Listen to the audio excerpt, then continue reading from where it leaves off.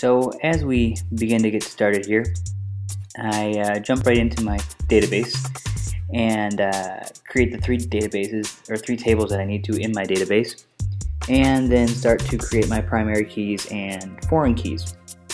From there, after I had each table set up, I started with the user table and added in my users, and then from there I went over to my pattern table and added a couple different patterns using the different keys, and then proceeded to the category table and then simply just added a category.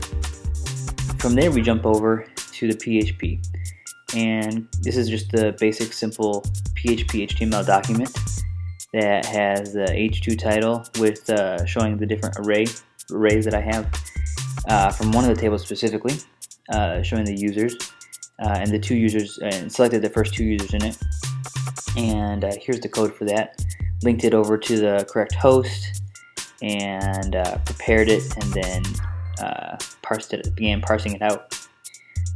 This adds in a little more functionality with the parsing, and on this next slide you'll be able to see I have the name and then the name of the first name of each user. From there I proceeded to add in another portion of the table, which was the user's email address, and displayed that.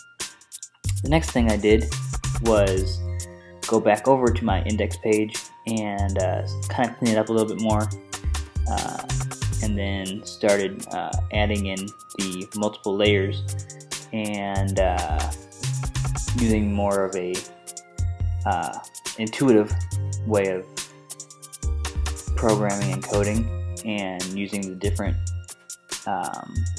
views and such. Essentially the same output, but it makes it a lot more clean.